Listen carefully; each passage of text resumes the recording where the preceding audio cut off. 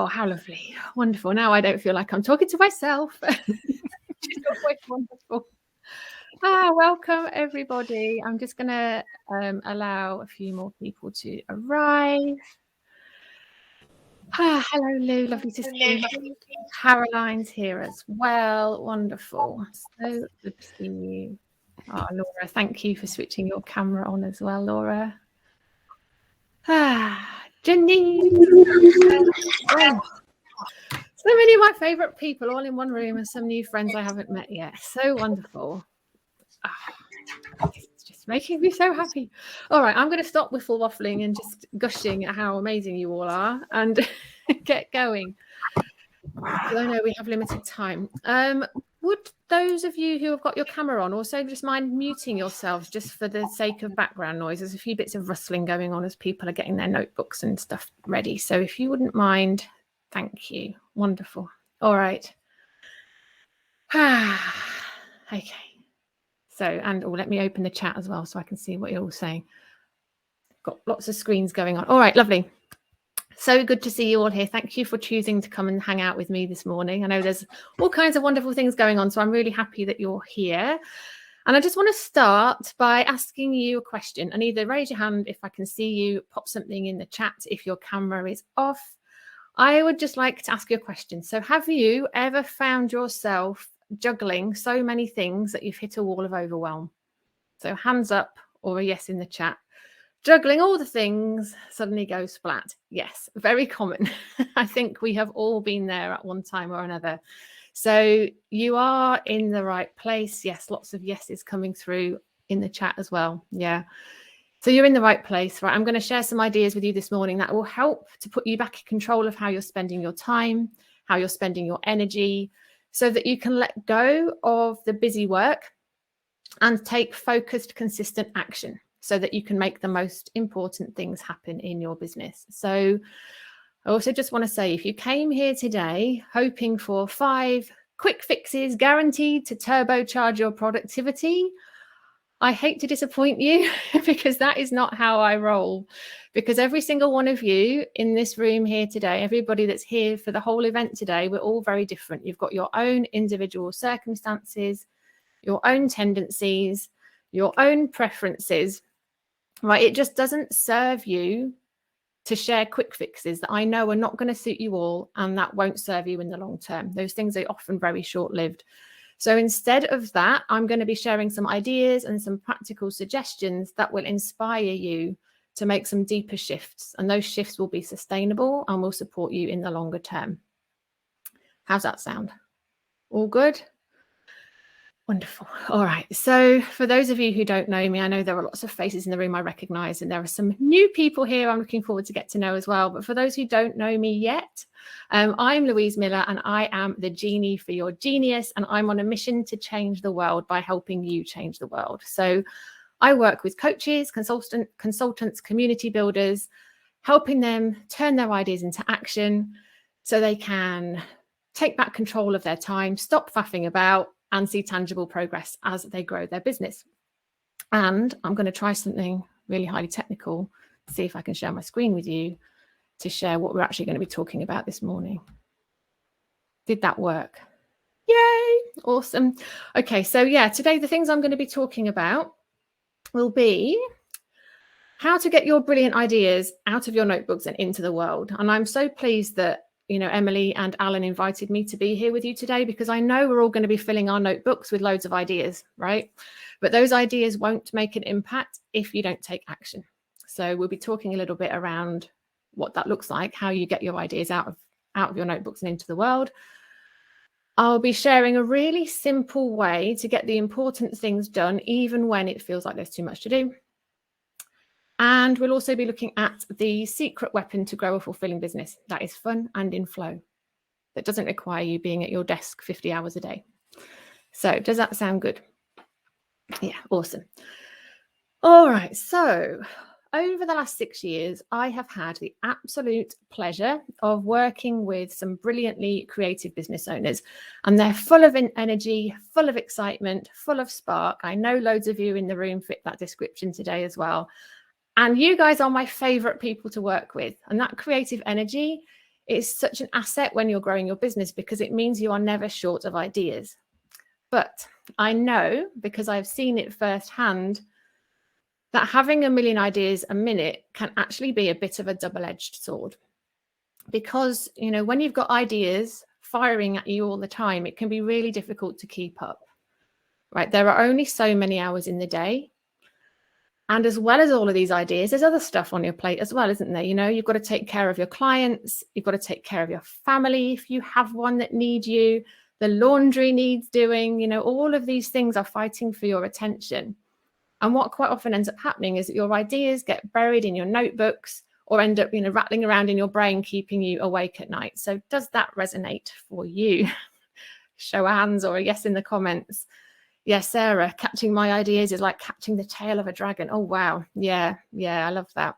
Well, I don't love it, but I love the image.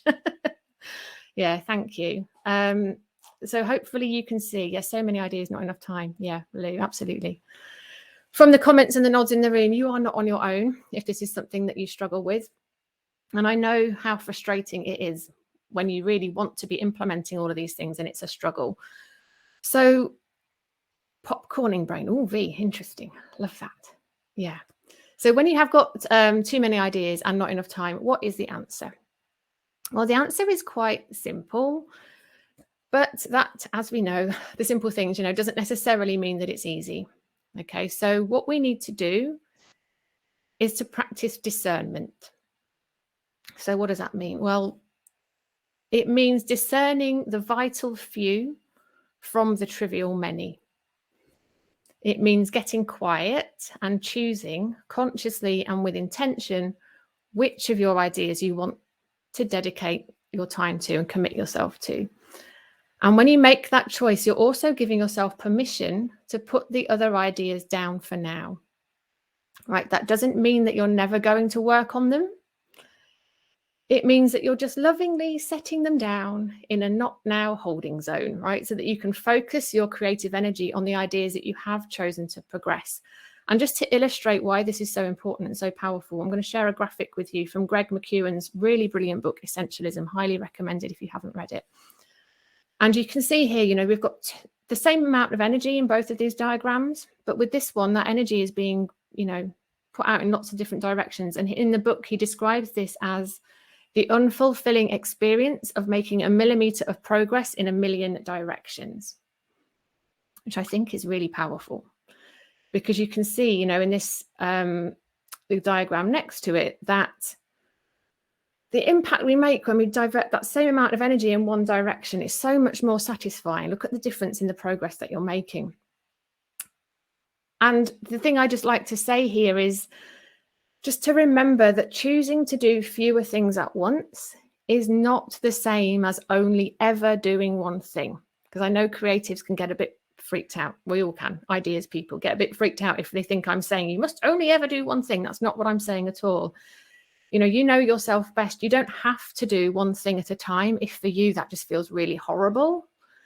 But even choosing 2 or 3 projects or ideas to be working on and committing to them fully and really dedicating yourself to them is still going to be better than trying to do everything all at once.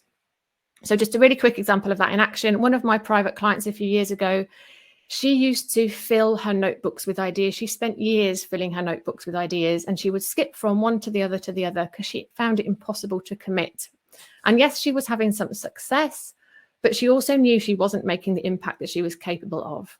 And actually the energy involved in flitting from one thing to the next is exhausting, right? So she was absolutely exhausted. But all of that changed when she chose a specific path and went all in on that, right? She honed in on what she knew gave her most fulfillment and what made the most sense for the direction that she wanted to take her business in. And she gave herself permission to put the other ideas down for now. And when she did that, she actually doubled her income. And she also found joy in the simplicity of that. She still got to play, she still got to be creative, but she was doing it in a much more streamlined and strategic way. So what does that mean for you? Well, what I would really love for you to do after today, because I don't think we can do it in this moment, it takes a bit of time and space, is to just make sure you give yourself some time to get really clear about what you are aiming to achieve. And then you get to make a choice about what gets your attention and what you might put down so that you can focus on what's most important. And the other thing to remember in this isn't a one and done situation. So this idea of discernment, we don't do discernment once and then we've done it and we just carry on as normal. That isn't the idea. This is about building this idea of discernment into the rhythm of how you're showing up in your business. So again, I'm going to just share another little graphic for you. This is one of mine. This is what I call the progress cycle. So when we practice discernment, often, it feeds into this really beautiful cycle. I can't find my cursor. Can you see my cursor? Can you see it now on the screen? Hurrah. Okay. So it becomes part of this cycle where you pause and then you reflect and then you choose. So you make a choice. That's where the discernment comes in. Then we start taking action and then you follow that action through to completion. And it's repeating that cycle. Just keep going round and round that cycle that will see you making progress towards your goals. So simple, right? Sounds simple in practice, I know, but I also know that there's a big barrier that can get in the way of that. Jamie, I have seen your question. There will be space for some questions at the end, so I will come back to it, just so you know I have seen that. We will come back to it at the end. So yes, repeating this cycle is what will get us making progress. But the thing that can get in the way is something that I'm sure we're all familiar with again, which is that most of us are constantly rushing through life, dashing from one thing to the next, fretting about all the things that need to be done, right? We're trying desperately to balance what is on our to-do list with what's going on in work, what's going on outside of work. We end up locked in this battle with our never-ending to-do list, wondering how on earth they're going to fit it all in, how we're all going to fit it all in. So does that sound familiar to you? Give me a nod. I've just stopped sharing so I can see all of your fabulous faces. Yeah, this idea of rushing around like headless chickens is very familiar to most of us. And again, if that is something that is familiar to you, I just want you to know there is nothing wrong with you. Our culture rewards this relentless doing, right? It's really, really hard to shake off the programming that tells us that our self-worth is related to how much we get done, how much we tick off our list. And that if we take a break when there is still stuff that needs to be done, then that must mean we're lazy. It's so ingrained in the culture that most of us live in and grew up in. So when there is too much to do and we're feeling a bit overwhelmed and like there's too much going on, quite often our instinct is to keep our heads down and channel the Duracell bunny, just keep going. And quite often that doesn't end very well. So just sharing my screen with you again.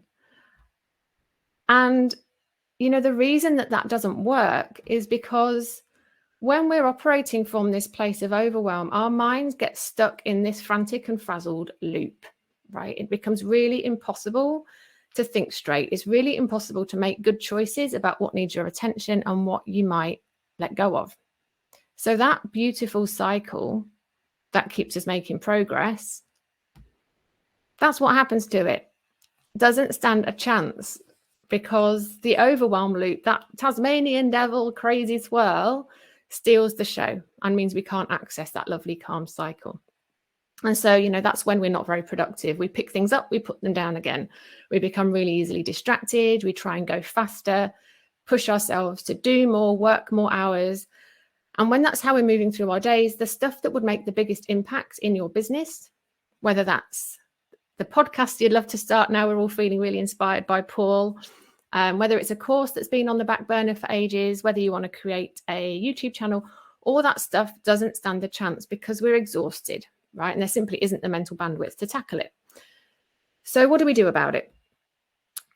Well, got a little quiz question for you. Can you guess, when you look at this overwhelm swirl over here and the progress cycle, where's the best place to start? If we want to get out of the swirl and into that cycle, which of those pink blobs feels like the right one to start with, or the best, easiest one to start with? Yeah, it's Not a difficult question, is it? 100% success rate of the correct answer in the chat. The pause. Absolutely. So when we pause, oops, sneak preview of my friend the donkey. When we pause, that's when we get to disrupt that loop, right? To take yourself out of the chaos, find the calmer, quieter energy that allows you to see things more clearly. Lindsay, coffee and cake. Yes, you can have a coffee and cake while you're pausing. Perfect. I love it. And yeah, it's when we start with this pause, it gets us out of the frazzled, chaotic headspace. And we need to get out of that frantic, frazzled, chaotic headspace before we start making choices and before we start taking action, because otherwise the choices that you're making and the action you're taking are coming from this place of panic and scarcity. And I think we all know that's not when we're at our best. But the difficulty with all of this is that it actually feels quite counterintuitive to pause when you've got loads to do and loads you want to be doing, but that you're not able to find the time for. So that's why I think so many people don't do this. You know, they just keep going and feel like they should speed up. So whenever anyone tells me that they need to go faster, and I hear it all the time, people have got too much on their plate, too many ideas, not enough time, they just want to do it all quicker. I know that they usually just need to do the opposite, which is to slow the donkey down. Because it's slowing down that gives you the space to think and the space to breathe. And the real power in this as well, when we slow down, it allows you to get curious. Because, like I said earlier, you know, we don't have access to the proper functioning part of our brain when we're in this chaos state. But when we slow down, we get clarity and perspective, which means we can consider more nuanced questions that will help us. That will help us to move forward with intention and in alignment with what we've said is most important to us. So some of the questions you can ask yourself when you're feeling like there's too much going on, and you just allow yourself, take a breath, slow down. You can start thinking about things like, is this taking a really long time because I'm distracted? Or can I change the process to make this flow more easily? Do I need to let go of my perfectionism in order to move this task forward? Maybe that's what's getting in my way. Might I be able to delegate this to someone else? You know, we don't always have to do everything ourselves. And I think that's very true, not just of work, but of stuff going on outside of work. You know, you might be able to ask for help. Some of us are not very good at that. I speak for myself. I'm not very good at asking for help, but it's really important. And, you know, what else might be going on for you that isn't on that list? There might be something else that's going on that's causing you to be stuck in this frantic, frazzled overwhelm loop, stuck in the swirl. But I hope that you can just see how much more powerful those sorts of questions are than simply telling yourself to speed up, go faster, do more. Because the answers to these questions will allow you the clarity to choose how you're actually investing your time. I do also just want to say at this point, there is nothing wrong with going fast. Sometimes our lives and our businesses require that from us. And I absolutely don't want to take that away from you. You know, that rush of excitement, that rush of energy, it can serve you well and it can really light a fire in your belly. But I know that it serves everyone, even if your natural pace is really fast, to just stop and pause and take a breath from time to time, right? To look at a map, take in the scenery, check you're going in the right direction.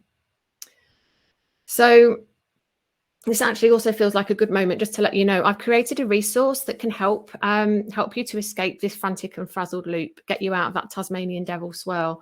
So if you want to get your hands on that, if you go to bettylouonline.com/intervention, the link's over in my expo booth as well, I think, but you can grab that there and that will help you with this. bettylouonline.com/intervention. All right, so I'm just going to have another little look at this progress cycle. So I hope we are all agreed. I can see from the comments that we are all agreed that the pause is our quickest route out of the swirl and back into this cycle. So then what? You know, once you've taken the time to pause, soothe your frazzled nervous system, have some coffee and cake, then what do we do?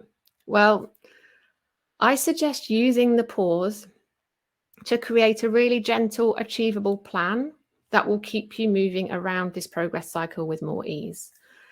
And what I absolutely love is a purposeful pause for powerful planning. And what I want to say here is that this does not mean doing the thing that so many of us do when we're overwhelmed, which is grab a piece of paper and write another list. Get it all out of our heads and just write another to-do list.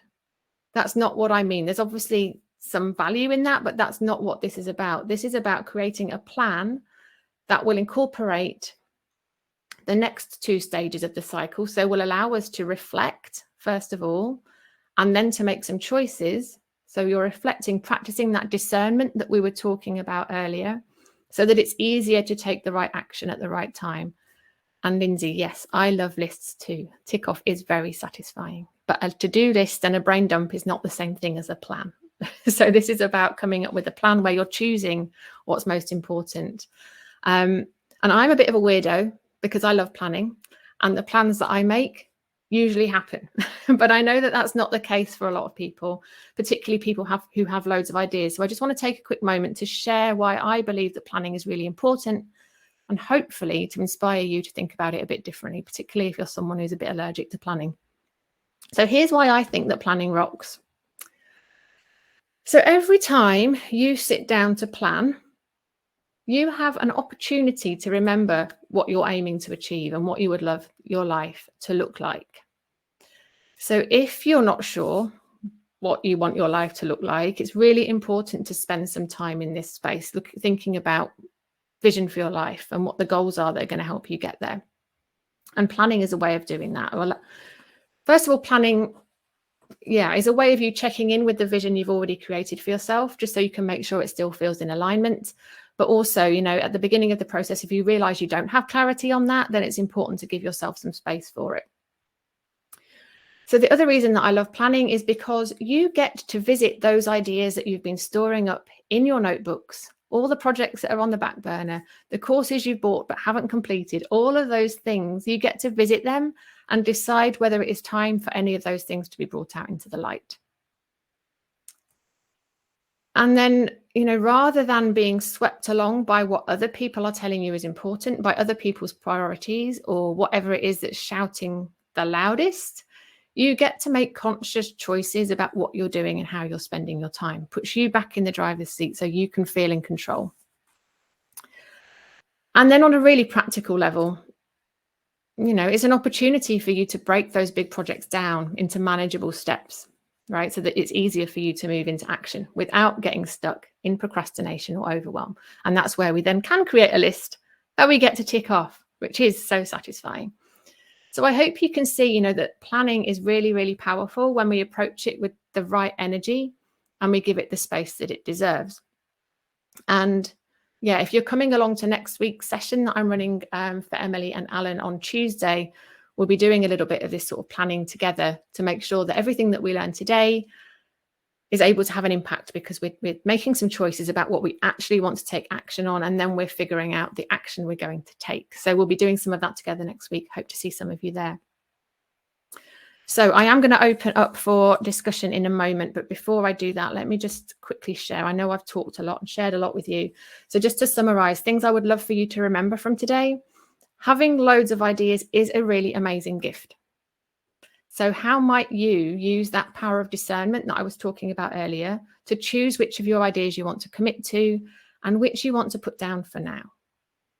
So after today, I'd just love for you to have a little think about what that might look like for you in practice.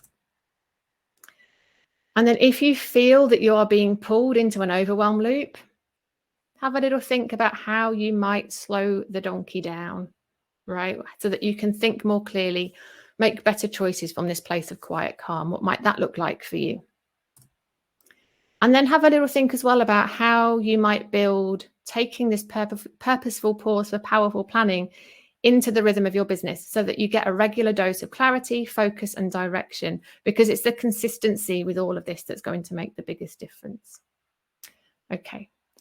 And if you did want to grab that little free resource that I have created for you, if you are in the swirl and you want to disrupt that and move back into a place of focus action, the link is on the screen there for that at betterdoonline.com/intervention. But I'm going to stop sharing now so I can see all of your fabulous faces. And we've got about 5 minutes. So does anyone have any questions let me go back up to Jamie. Jamie, I don't know whether you're still here. I can't see who's here and the chat and your faces all at once. So, but just to speak, if you wanted to come on and speak, Jamie, you're very welcome. But I'll see if I can just speak to that.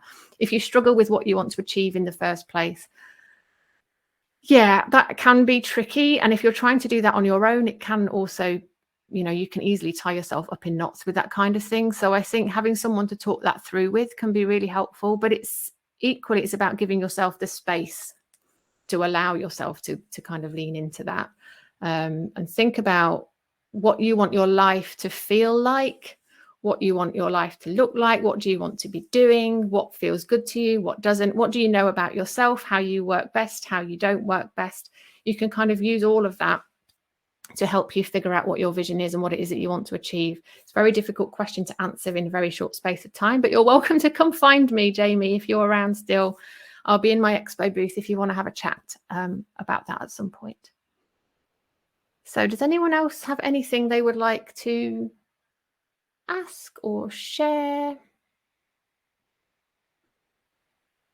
You're welcome to just unmute yourself and speak, or you scroll back down to the bottom of the chat. Can I ask a question, Louise? Oh, who's that? Lou. Hello, Lou. Right, I'm going to turn my volume up. You're very faint, but Lou. Probably my laptop, so I'll lean in. Sorry, guys, I'm going to get a right big mug full of me. My work is within the cyclical field and also rest, and they interlink a bit like an infinity loop. Yeah. And sometimes I feel like I'm heading off in lots of different directions, but to me they overlap and interlink so closely, but they could be different things for different people.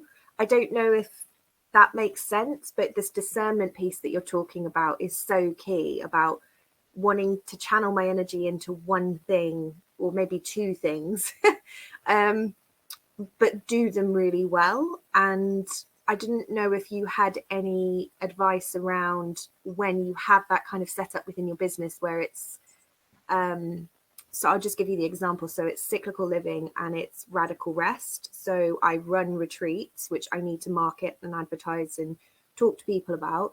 But then I also work in groups and one-to-one and in corporates around menstruality and cyclical living. So how do I interlink that is sort of some of the block that I've been coming up against. And I didn't know if other people maybe here would have a similar thing where they've got different streams that kind of cross over.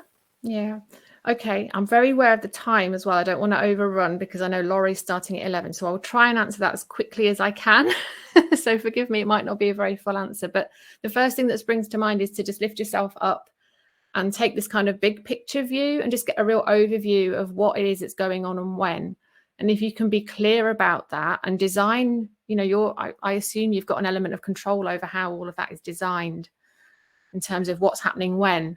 So if you lifted yourself up, looked at your calendar and found a way of designing it that would allow you to be able to focus in on the bits that feel that they need you. Does that make sense? Just for a really quick, and again, come find me in the expo booth if you want to have a bit more of a chat around that, Lou. It's a really great question. Yeah. I'm just going to quickly answer Sarah as well, asking how often should we be pressing that pause button? Helpful to do it every quarter, every month. So every blooming day. No, I think we should be taking time to pause as often as possible. In terms of a bigger picture, sort of purposeful pause for powerful planning, at least once a month, I would say. I have a membership called Make It Happen Club where we get together to plan every month, and we also plan every quarter as well. So I would recommend that as a minimum. But in terms of the pause to help you get out of the overwhelm, the more often we do that, the better, I think. So I do pause a couple of times during the day. That might just mean sitting with a cup of tea, looking out the window in between things, just to help you to settle yourself. So yeah, there's lots of different ways of interpreting it. And I can see everyone is leaving to go see Laurie. Of course, that's absolutely okay. I'm going to stop talking so you don't feel like you feel like you're like being rude. Anyway, I'm going to stop talking. Lovely to see you all. Thank you all for coming, and I will see you very soon. Come see me in the expo booth. All right. Bye-bye. Lots of love. Take care.